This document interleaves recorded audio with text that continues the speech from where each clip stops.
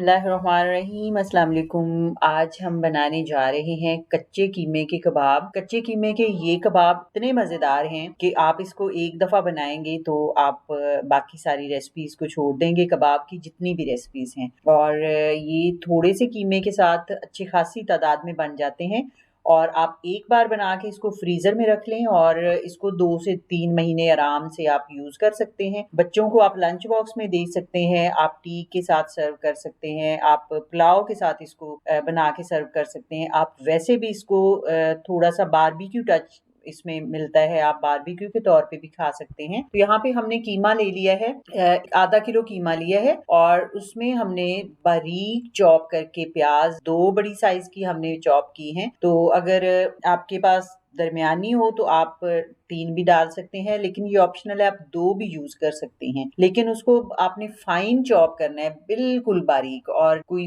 6 से 7 अदद हमने सब्ज़ मिर्चें चॉप की हैं, वो भी बिल्कुल बारीक की हैं। और यहाँ पे प्याज़ मैं आपको बताती चलूँ कि प्याज़ का हमने पानी नहीं निकाला। ये लहसुन का पेस्ट है और ये 1 टेबल स्पून हमने डाला है इसमें। और यहाँ पे प्याज़ का मैं आपको बता रही थी कि प्याज़ को आपने निचोड़ के इसका पानी नहीं निकालना, अब ऐसे ही हमने डाल दिया, इससे उल्टा जूसी बनेंगे बड़े अच्छे। और यहाँ पे कीमे के अंदर आप देखें थोड़े-थोड़े से वो चर्बी के पीस जो आते हैं वो आप निकाल दीजिएगा। तो यहाँ मैंने अदरक भी डाल दिया 1 टीस्पून और सब्ज़ धनिये के पत्ते हमने डाले हैं, ज़्यादा सारे पत्ते लिए हैं।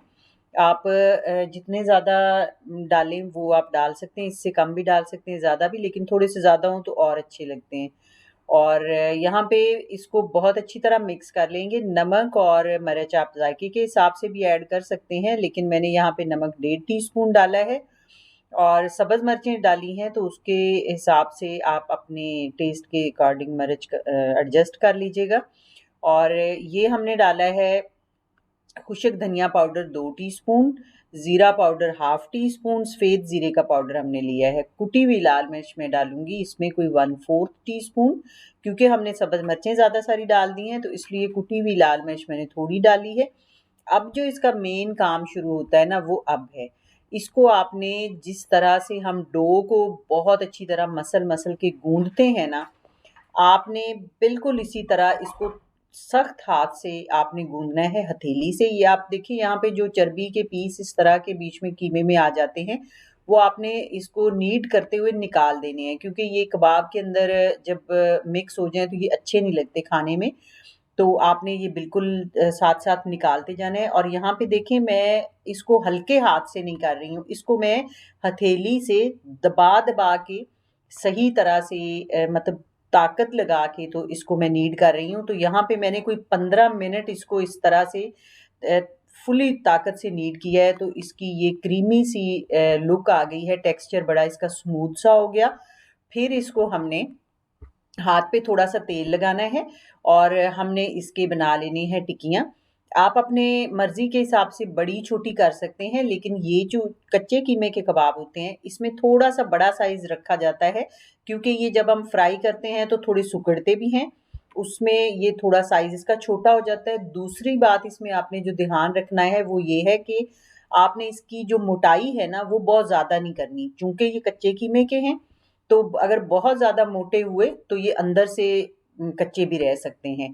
तो आपने इसको थोड़ा पतला बनाना है, बारीक रखना है, लेकिन थोड़े से साइज़ में फैला ज़्यादा लेने हैं, क्योंकि ये जितने आप फैलाएँगे, उससे ये थोड़ा-सा साइज़ सिकुड़ के छोटा हो जाएगा। तो यहाँ आप देखें, आप अगर एक जैसे बनाना चाहें तो आप जो मेजरिंग कप होते हैं, उस कप के भी हिसाब से आप, जैसे 1/4 कप है, तो उसके हिसाब से आप बना लें। मैं बनाती रहती हूँ, तो मेरा एक्सपीरियंस है, तो मैं वैसे ही बना रही हूँ। तो यहाँ पे आप देखें, इस तरह से हम सारे तैयार कर लेंगे और फिर हम इसको करेंगे फ्राई।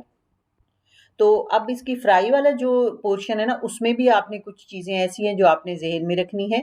एक तो इसमें बहुत ज़्यादा तेज़ गरम नहीं करना हमने तवे को, क्योंकि अगर बहुत तेज़ गरम होगा और आग तेज़ होगी तो ये ऊपर से जल्दी कलर इनमें आ जाएगा और अंदर से कच्चे रह जाएँगे। आपने ये नहीं भूलना कि इसमें कोई भी चीज़ पकी नहीं हुई है, सब कच्ची चीज़ें हैं।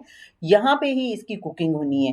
तो मीडियम गरम तेल करना है और आप आग नीचे आपको नज़र आई होगी कि हमने हल्की आँच रखी हुई है। उतनी हल्की आंच आपने रखनी है। दूसरा, आपने इसको जब डालना है तो ये थोड़ी देर के बाद जब ये सेटल हो जाएंगे तो इस तरह से आपने थोड़ा दबा दबा के इसको पकाना है। इसकी वजह ये है कि जब हम इसको वैसे पकाएंगे तो ऊपर और नीचे वाला जो इसकी लेयर है उधर कलर आ जाएगा, तो अंदर हो सकता है कि थोड़ा बहुत कच्चा रह जाए। जब हम इसको ऊपर से दबाएंगे स्पैचुला के साथ तो इसमें जो भी कोई फ्लूइड है, लिक्विड है, वो इसका निकलेगा इस तरह से। जब आप दबाते हैं ना तो ऑयल के अंदर एक थोड़ा बहुत वाटर अंदर से रिलीज होता है, निकलता है, तो ये अंदर तक अच्छी तरह पकते हैं। तो इसी तरह दबा दबा के आपने पकाना है, लेकिन आंच आपने बिल्कुल स्लो रखनी है, मीडियम लो आंच। और यहाँ पे इसकी फ्राइंग का जो टाइम था वो तकरीबन कोई 7 से 8 मिनट में ये फ्राई हुए थे। फिर जाके ये अंदर तक अच्छे पकेंगे। और दूसरा, आप देखें इनका साइज जितना हमने बनाया था उससे काफ़ी छोटा रह गया। ये मैंने एक बाद में इसलिए डाला है कि ये एक ही साइज़ के हमने बनाए थे, आपको अंदाज़ा हो जाए कि पकने के बाद इनका ये साइज़ है और जो हमने ऊपर डाला था उसका साइज़ बड़ा था। तो यहाँ पे आप देखें कितना अच्छा सा इसका कलर आया है। हालांकि हमने इसको यहाँ पे 7-8 मिनट पकाया है, लेकिन ऊपर आप देखें बिल्कुल डार्क कलर नहीं हुआ। ऊपर से भी अच्छा कलर है। इसकी मेन रीज़न ये है कि इसमें टेम्परेचर बहुत एक्यूरेट टेम्परेचर रखा हुआ था, ना तो बहुत ज़्यादा तेज़ और ना बहुत ज़्यादा स्लो। तो यहाँ पे आपने इसी तरीके से इनको कर लेना है फ्राई। और फ्राई करते हुए आपने ये ख़ास ख्याल रखना है कि आपने एक तो तेल ज़्यादा नहीं डालना, थोड़े से तेल में ये हो जाते हैं। दूसरा, आपने इसको ये दबाने वाला जो है ना, दबा-दबा के पकाने वाला, ये टिप आपने लाज़मी यूज़ करनी है। तो इसी तरह हम बाकी भी सारे फ्राई कर लेंगे वन बाय वन। अगर आपने थोड़े फ्राई करने हैं तो आप इसको बाकी फ्रीज़र में रखिएगा, इसको आप जब तक चाहें स्टोर कर सकते हैं। और यहाँ पे आप देखें एक आधा किलो कीमा था और उसमें काफ़ी सारे कबाब बन गए हैं। अभी तक भी मैंने प्याज़ इसमें जितना डाला था, आप उससे भी ज़्यादा इसमें डाल सकते हैं, इसमें कोई इश्यू नहीं है। तो अगर आप और भी कोई सब्ज़ी डालना चाहें तो वो भी आप डाल सकते हैं। यहाँ पे आप देखें कितना आला इनका कलर आया है और इतने खाने में ये मज़ेदार थे कि जब आप बनाएँगे तो आपको कहीं भी जाके बारबेक्यू जैसे टिक्का आप खाते हैं या रोस्ट खाते हैं, आपको उसकी ज़रूरत नहीं रहेगी। ये बहुत मज़ेदार इसका अलग सा फ्लेवर था और अलग सा इसका तरीका है थोड़ा बनाने का, कोई इतना मुश्किल नहीं है। सिर्फ आपने जब नीडिंग इसकी करनी है वो वाला पोर्शन आपने अच्छा करना है, या तो फिर जब आपने फ्राई करना है उसको आपने थोड़ा सा ध्यान से करना है। तो रेसिपी अगर अच्छी लग रही हो तो यहाँ पे लाइक कर दीजिएगा, रेसिपी को शेयर कर दीजिएगा अपने फ्रेंड्स और फैमिली के साथ। दुआ में याद रखिएगा। अल्लाह हाफ़िज़।